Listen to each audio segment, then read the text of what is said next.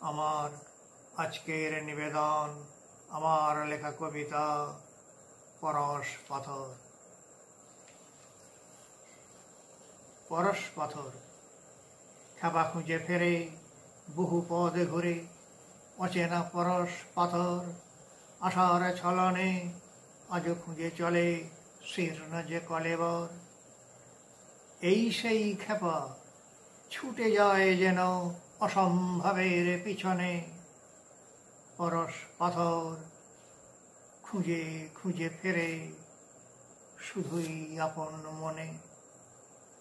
আশায় আশায় ছুটে যায় যেন সামনে ঝোলানো গাজর, তাই তো খেপা আজও খুঁজে ফেরে অজানা পরশ পাথর।